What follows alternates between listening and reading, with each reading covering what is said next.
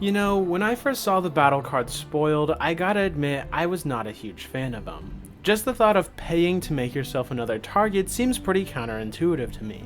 So I decided to play with at least a dozen or so different battle cards just to see if this new card type would function better than it appears. And after playing with these cards, I realized that the battle cards have a multitude of issues with them. So in today's video, I'm going to go over said issues and why I believe the battle cards are mostly a disservice for the user. But before we do that, quick disclaimer, if you guys like the battle cards, if you think they're good or fun to play with, that is completely fine. Remember, this is just my own opinion on them. And secondly, let's go over what a battle card is and how it works before I get into my issues with them. So for the example here, we're going to be looking at Invasion of Dominaria. So Invasion of Dominaria is 2 and a white for a battle siege, and it enters the battlefield with 5 defense counters on it. As a siege enters, choose an opponent to protect it. You and others can attack it. When it's defeated, exile it, then cast it transformed. When Invasion of Dominaria enters the battlefield, you gain 4 life and draw a card. Then once all the defense counters are removed, it then flips over to Sarah Faithkeeper, which is a 4/4 Flying Vigilance Angel. Okay, so let's go over that a bit more carefully. So when the battle card hits the field, you're going to choose an opponent to protect it. More than likely, you're going to choose the opponent that doesn't have a lot of stuff to defend themselves with, just so you're more likely to get in and deal damage to this battle card. And when your creatures deal combat damage to the battle card, it's going to remove that many defense counters from it. It's also important to note if you have any direct damage spells, those too can also remove defense counters from battle cards. So the battle cards are kind of like a gamble / investment, where you pay up front, you get a little something now, and then when and if you win the battle card, you get the big reward later. So let's start from the top, what I don't like about them. First of all, you're paying to make yourself another target. Allow me to explain why that's counterintuitive. So saying you want to go win one of the battle cards, now you have to divide up your time and resources to go after it. In other words, you now have to divide up your creatures, spells, and combat steps to go after this battle card, which can lead to many different issues. First of all, it can just flat out be a waste of time to go after and attack a battle card, because all the time and effort that you spent going after the battle card could have been spent on threat assessing your opponents and their stuff. Not to mention, the battle cards can be deceptively costly, because obviously you gotta pay for the battle card itself, but then think about it, if you want to damage this thing and remove defense counters from it, you're gonna have to play other spells to do so. And if this takes multiple turns, really add all that up and ask yourself, is all the time and effort that I'm taking here really worth going after this battle card? And because you made yourself another target, it can quickly exhaust your resources, that being cards in hand and cards on the field.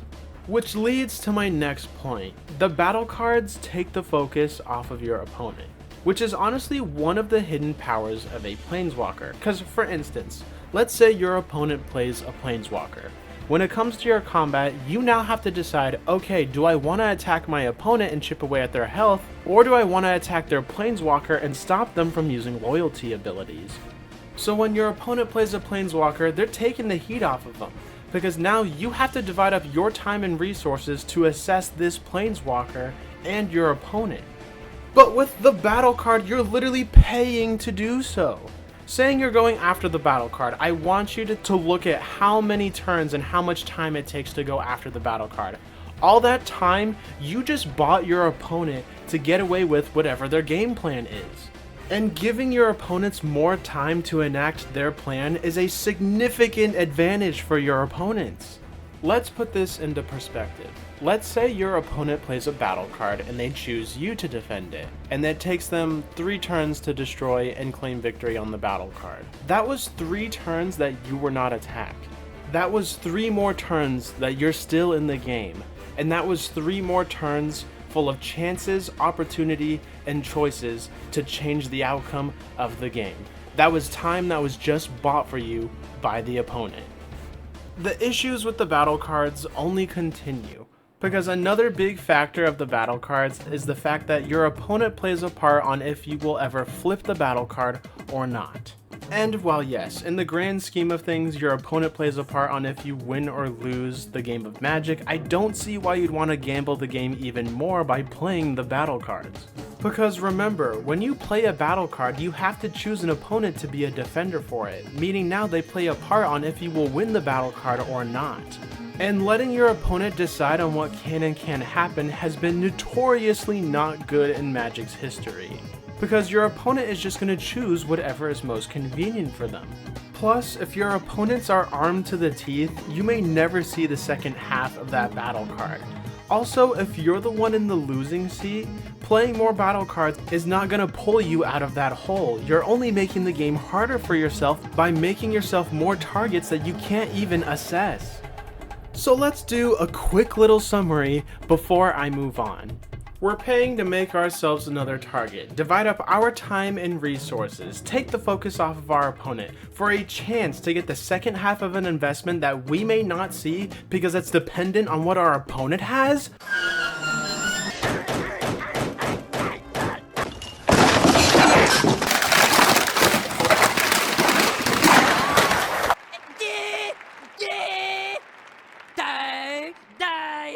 What? What? What the hell is this? There's just so many variables at stake when playing a battle card. And you know, maybe I can understand that if the reward was actually worth it. Which reminds me, let's take a look at some of these rewards. Invasion of Karsis. It's a small board wipe, and then you get an elemental with a gutter snipe-like ability. So Refraction Elemental is asking you to spend even more of your cards for this to actually do anything. Let's take a look at another one, Invasion of Ixalan.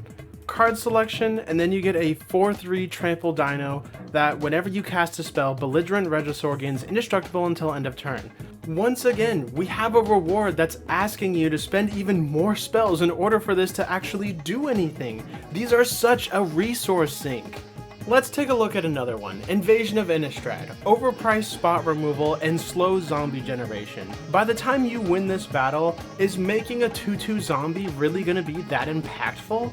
And guys, these were some of the more rare battle cards. I'm not even gonna talk about the uncommon ones because they are just flat out not worth it. And I feel like a lot of my issues with the battle cards would alleviate if the reward was actually worth it.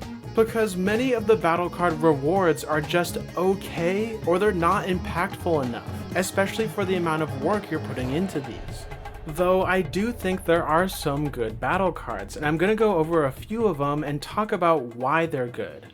One of the battle cards that I believe is good is Invasion of Icyoria. So the front-facing side of this is a tutor/reanimation spell, and the back-facing side of this is a big 8/8 dino that makes it so each of your non-human creatures deal damage as though they weren't blocked. There's two major reasons why this battle card is a good card. So the front-facing side of this is independently a good functioning card. You don't need to win the battle in order for this card to be good, and the backside is just icing on the cake. Plus, the backside of this card is also a reward worth winning. This is impactful to the game. Making it so all your creatures deal damage as though they weren't blocked makes your opponent's blockers pretty much worthless. So Invasion of Icyoria is best of both worlds. The front-facing side is a good magic card, and the back-facing side is a battle that is worth winning. Let's move on to another battle card that I believe is good. Invasion of Chandelar's front side is card recursion for 3 cards, and the back-facing side of this allows you to cheat something into play on each of your upkeeps. Once again, this is the best of both worlds right here. The front-facing side is good on its own, and the back-facing side of this is a significant advantage, being a battle worth winning. Getting 3 cards back to your hand can really put fuel back into your system, and Leyline Surge allowing you to cheat one thing on each of your upkeeps is also impactful, because not only are you cheating something big and scary into play, you have the rest of your turn to cast whatever you want, seeing how you didn't have to spend mana to cast this big scary permanent spell. Let's take a look at one other battle card I think is pretty good. Invasion of Segovia's front side may not be too flashy, seeing how you're just making 2/1/1s with trample, but the back side of this is where the true power resides. Untapping 4 creatures on your end step can be really helpful, because for instance, you can tap out and then still have blockers, If your guys are mana dorks, you can still tap them on your turn and then on your end step be holding up mana for interaction. Once again, this can be a battle worth winning because it's impactful. It actually gives you a significant advantage in the game. So yeah, excluding a handful of them, overall I do believe the battle cards are far more trouble than they're worth. But what do you guys think of the battle cards? Do you think they're good, bad, or do you think they're just okay? And I'm really curious to see what Wizards does with the battle cards in the future, seeing how they have the subtype Siege, implying that there may be different battle cards later on. But I guess we'll have to wait and see. And guys, thank you so much for watching. I can't wait to see you all again in the next video.